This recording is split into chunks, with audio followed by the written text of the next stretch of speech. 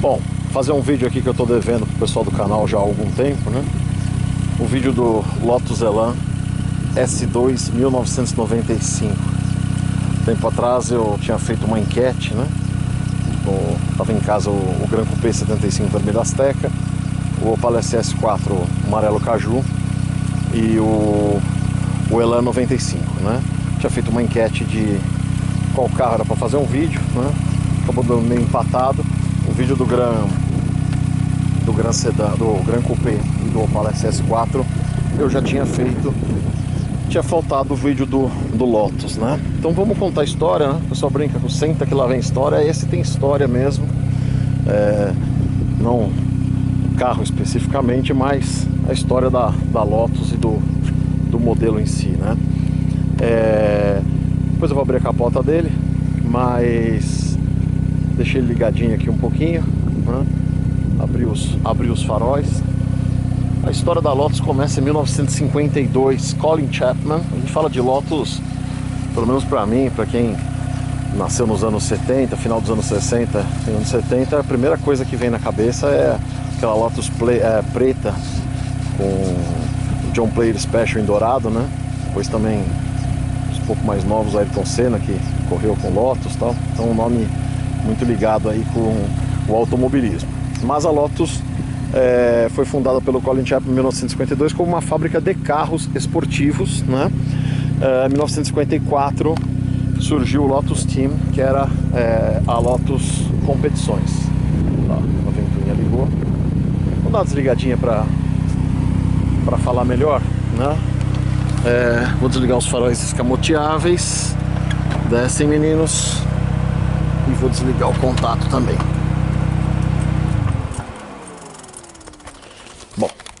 Então, em 1952, então, Colin Chapman fundou a Lotus, né? Que se especializou em fazer uma série aí de carros esportivos, normalmente carros pequenos, leves e de boa dirigibilidade, né? Então, aquela receita mais europeia que, em vez de ter muita potência, o carro tendo menos peso acabava tendo o mesmo desempenho. Em 1986, a General Motors comprou a Lotus, né? Então em 86 a GM comprou a Lotus, e isso é importante porque esse carro aqui, quem conhece bem GM dos anos 80 e 90 vai ver um monte de peças iguais às que se usavam nos GMs da época, né? Então a GM comprou a Lotus em 1986. E uma das primeiras coisas que a GM fez foi recriar o modelo Elan. O modelo Elan era um esportivo de 2 lugares, tração traseira, fabricado de 1962 até 1975. Então em 75 o Elan original saiu de linha, né? E em 86 a GM começou o projeto do Lotus Elan M100, né? E chamou para fazer o desenho desse carro um designer inglês chamado Peter Stevens. Esse Peter Stevens, ele ficou bem conhecido pelo McLaren F1, né? Então o McLaren F1 também é desenho dele, e esse carro e o McLaren F1 tem duas coisas em comum. Primeiro é o designer, né? E segundo, essa peça aqui, ó, essa lanterninha aqui é a mesma para os dois carros, né? Então quem se lembra aí do McLaren F1, que já depois dá uma googada aí, vai ver que essas lanterninhas dianteiras são iguaizinhas. 1989, então, a Lotus, né, de propriedade da GM, lança o modelo Elan M100. M100 era o código do modelo, o carro vinha só como Lotus Elan, com duas versões de motor, né? A mais forte 1.6, Isuzu é a marca japonesa que na época também já era GM, né? A Lotus tinha experiência em usar motores de outros fabricantes, então esse motor Isuzu deu uma baita de uma confiabilidade ao carro. Então, provavelmente esse aqui é o Lotus mais confiável que já foi produzido até hoje, né? Com a mecânica Isuzu, e a mecânica Isuzu um motor 1.6 turbo, que na primeira versão do Elan em 89 tinha 165, 165 cavalos, e nessa versão S2 com os catalisadores 155, né? Mas aí o desenvolvimento desse carro, a GM aportou muita tecnologia aí para a Lotus desenvolver esse carro. Foi um carro realmente muito testado, destruíram mais de 60 em crash tests, em testes de exaustão, né? Gastou-se muito dinheiro no desenvolvimento desse carro e vendeu relativamente pouco, né? Então, de 1989, quando ele foi, 1989, é isso aí, de 89 até 93, ele vendeu pouco menos de 4 mil unidades, para amortizar um investimento aí de 40 milhões de libras esterlinas. Foi muito pouco, né? E o Elan saiu de linha, né? Saiu de linha pela primeira vez, né? Aí que a história começa a ficar mais pitoresca ainda, né? Tinha um empresário italiano de nome Romano Artioli, e esse Romano Artioli, ele era um dos maiores concessionários Ferrari da Europa. Vendia Ferrari em vários países no norte da África, e ele tinha pessoalmente uma grande coleção de Bugattis, né? E ele era amigo do Ferruccio Lamborghini. O Ferruccio Lamborghini quem incentivou muito ele a renascer a marca Bugatti. Então, se a Bugatti está viva hoje, né? E esses dias apresentou um Bugatti aí, que é o carro mais caro de todos os tempos, 40 milhões de reais e tal. É por causa do Romano Artioli. Romano Artioli resolveu comprar a marca Bugatti e relançou a Bugatti, né? E desenvolveu aquele EB110, aquele primeiro Bugatti da era moderna. Aqui no Brasil tinha um prata, que depois foi pintado de azul, né? Mas, pô, um carro super interessante. E aí, como desgraça pouco é bobagem, né? O cara tinha só que relançar a marca Bugatti. Ele achou que era pouca coisa para ele. Ele resolveu, em 1993, comprar a Lotus da GM. Então o cara ficou apenas com a Bugatti e a Lotus para ele tocar, né? Antes de dizer que ele quebrou, porque é óbvio que ele ia quebrar, o que ele fez quando chegou na Lotus? A primeira coisa que ele fez foi relançar o Elan. E relançou o Elan, né? Essa segunda série do Elan é chamada de Elan S2. Então S2 e Series 2, né? Então essa segunda série do Elan saiu em 94, com o modelo 95, com apenas 800 unidades previstas, né? 800 unidades previstas e 800 unidades fabricadas, né? O carro aqui em questão é o 322D 800. Então, como eu já adiantei, né? Nosso amigo Romano Artioli quebrou, né? A Bugatti decretou falência e aí ele começou a vender o que tinha para ser vendido. A primeira coisa que ele vendeu foi o ferramental do Elan para a Kia Motors, né? E aí o ferramental saiu de Norfolk, na Inglaterra, e foi para a Coreia do Sul. Na Coreia do Sul, o que a Kia fez? A Kia pegou esse ferramental, montou um motor 1.8 turbo Kia no lugar do Isuzu, né? Fez umas lanternas traseiras novas, diferentes, e lançou lá o Kia Elan, só para mercado sul-coreano, né? O carro vendeu menos de 1000 unidades, também é um carro bastante raro, né? Mundialmente muito raro, porque menos de 1000 unidades e todas elas para mercado sul-coreano. Precisando vender mais coisas, ele vendeu em 96 a Lotus, né? Para aquele grupo da Malásia, que inclusive teve equipe de Fórmula 1, Proton, alguma coisa assim, que depois, em 2013, vendeu a Lotus para a chinesa Geely. Então a Lotus hoje, a marca Lotus hoje, é de propriedade chinesa, assim como a AMG, também inglesa, assim como a Volvo, né? Então os chineses comprando uma opção de coisas aí. Mas voltando aí e aí o nosso amigo o Romano Artioli, ele vendeu a Bugatti, né? O que sobrou da Bugatti, vendeu a marca, vendeu para a Volkswagen, que é a detentora até hoje da Bugatti.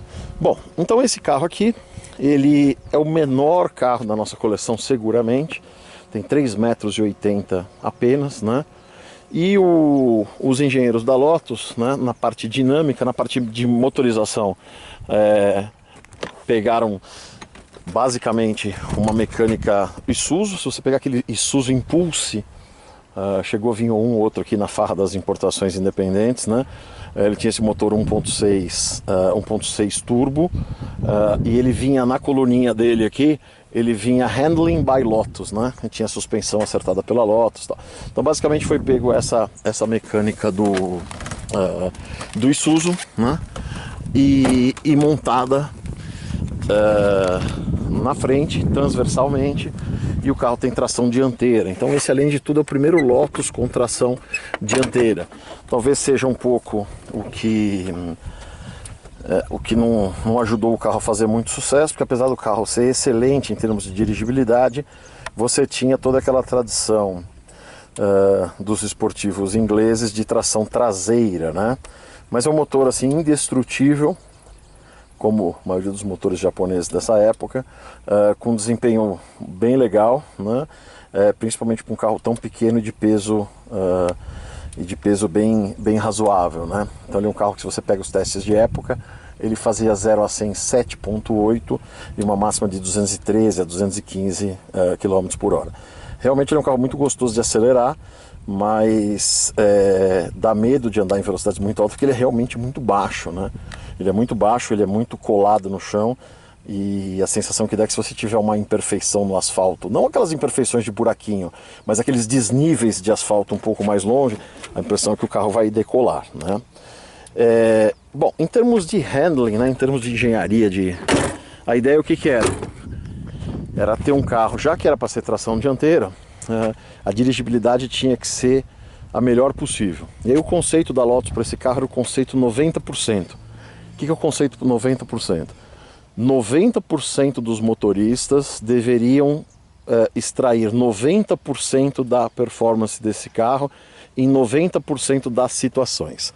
Resumindo, é que qualquer motorista, ou quase qualquer motorista, pode tirar quase tudo do carro em quase todos os momentos, né? Só aquele cara muito prego mesmo é que não vai se divertir aí com essa pequena máquina de fazer curvas, né? Como a imprensa chamou na época. Realmente o carro é muito bom de curvas, né? Também com um entre-eixos pequeno desse, né? Um centro de massa baixo, não tinha como ser diferente. E como é que esses carros vieram parar no Brasil, né? Eu vou continuar a história enquanto eu tiro a capota. Não é muito fácil tirar a capota com uma mão só, a capota não é elétrica, né? Como é que esses carros vieram parar no Brasil? Na farra das importações. Acho que isso também é uma história interessante. A gente, para quem é mais novo, não viveu a hiperinflação que a gente tinha até o Plano Real. Então as coisas subiam de preço toda hora, todo momento, né?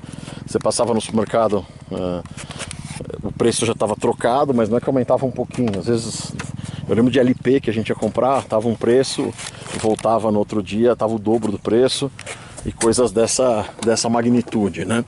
Então o Plano Real, ele trouxe uma estabilidade para a economia. Eu vou ter que pôr a câmera aqui enquanto eu continuo a falar.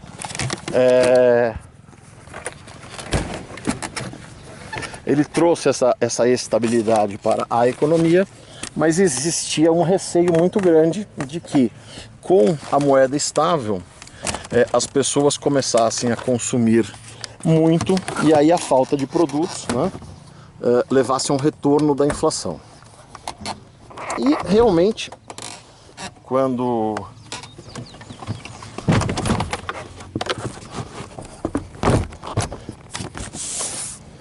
bom, tirei aqui, meio sujinho aqui, nós batemos uma água nela, mas embaixo da capota não limpou direito. Quando as pessoas recuperaram aí o seu poder de compra, a capacidade instalada da indústria não era suficiente para atender a toda a demanda de consumo, né? E aí, para que os carros não forçassem, o preço dos carros não forçassem a volta da inflação, o governo baixou muito as alíquotas de importação. Então, em 1994, a alíquota de importação, que chegou a ser mais de 100%, baixou para 20% apenas. Bom, com a Lico tem apenas 20%, olha como ele fica bonitinho, a capota baixada, né? Ele nasceu para isso, nasceu para andar com a capota baixada. Será aqui? Com a alíquota de 20%, viabilizou-se trazer qualquer coisa de fora. Então, em 1994, principalmente na segunda metade de 94, o que veio de carro diferente, carro exótico, foi uma coisa assim, absolutamente surreal. E dentro de tantas coisas diferentes que foram trazidas, o Gandini, que era até hoje é o detentor da marca Kia no Brasil, pegou a representação da Lotus e começou a trazer os Lotus para o Brasil. Devem ter vindo meia dúzia, alguma coisa assim. Deixa eu ver se eu consigo passar aqui. E eu me lembro muito bem quando eu vi eu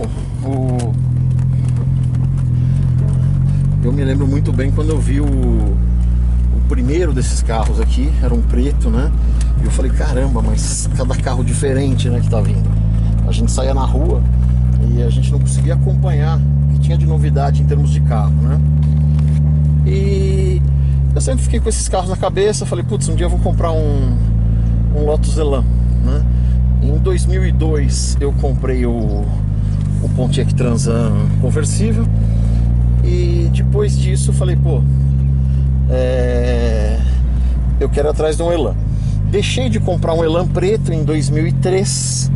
E aí esses carros simplesmente desapareceram. Nunca mais vi nenhum à venda em nenhum lugar. Deixa eu só sair aqui da cancela agora. Eu nunca mais vi esses carros à venda em nenhum lugar. Foi quando, muito tempo depois, apareceu esse branco, né? Aqui, né? Isso. Valeu, obrigado. Tudo de bom, viu? Você também, valeu, você também, abraço. Foi quando apareceu esse carro branco, né? Eu nunca tinha visto nenhum branco. Tempos atrás, agora fica trocando de marcha filmando com uma mão só. Ó, vai enchendo.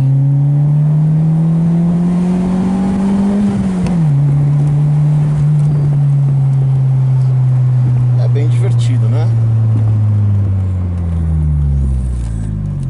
Então apareceu esse branco, a gente fez uma negociação, tava na loja do Universo Marx. A gente acabou comprando ele.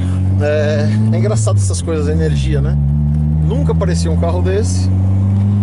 Quando apareceu, a gente acabou comprando, né?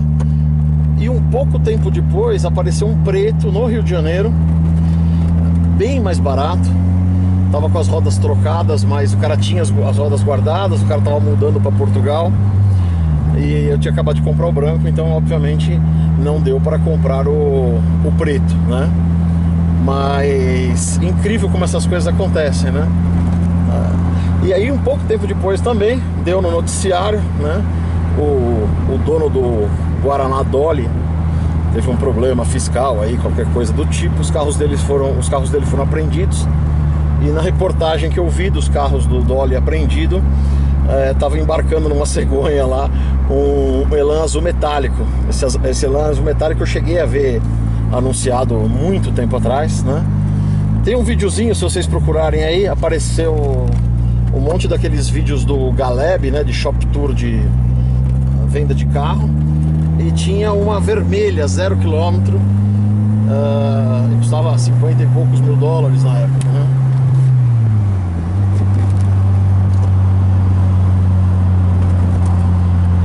Então é isso aí. O carrinho que eu tive vontade de ter, não na época, porque na época não tinha como, mas na época que eles estavam ficando velhos eu tive vontade de ter, não consegui. E aí fui ter agora que eles estão realmente velhos, né? Que já estão aí. Esse carro é 94/5, né? Fabricado em 94, modelo 95. É um carro que já está aí com os seus 25 anos de fabricação, né? Internamente ele é todo GM da época, né? a base elétrica dele, os vidros, o vidro elétrico, toda a parte elétrica é do Vauxhall Cavalier. O Vauxhall Cavalier era a versão inglesa, né, do Chevrolet Cavalier. Então ele tem esses botõezinhos todos bastante conhecidos aí, né? Hoje esse carro no mercado europeu, ele é um carro que tem algum mercado, mas é um carro considerado very underrated, né? O que é underrated? É um carro muito menos valorizado do que deveria ser, né? É um carro que, por exemplo, na época quando zero, ele custava mais do que uma BMW Z1. Hoje uma BMW Z1 tem um valor no mercado de antigos, né? Tem um valor superior ao desse carro aqui, por exemplo, né?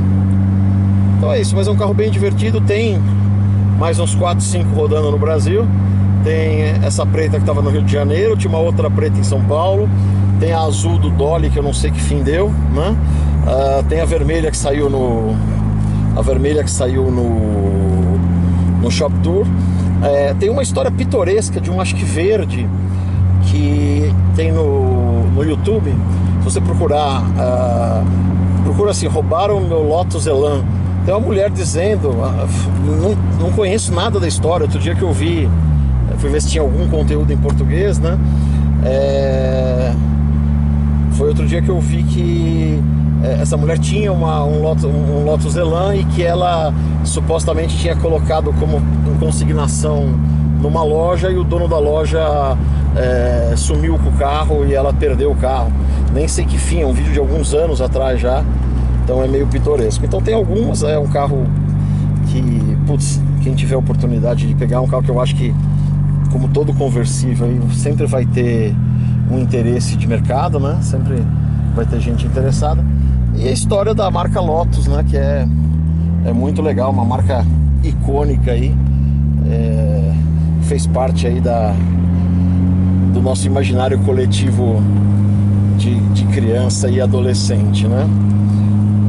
Então é isso, fazer as curvas aqui, que é disso que ele gosta.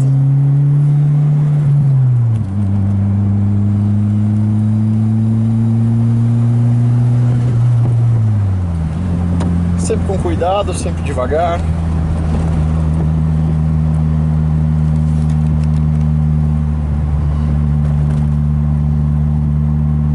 E é isso aí. Bom, inscrevam-se no nosso canal. Vocês viram que estou tentando uma assiduidade maior, né? Nem sempre é fácil gravar. Hoje, para achar uma locação aqui não foi fácil. Onde eu parava tinha alguma coisa acontecendo, né? Mas pelo menos conseguimos. Beleza? Valeu, abraços, que eu vou continuar fazendo minhas curvas da Estrada de Santos.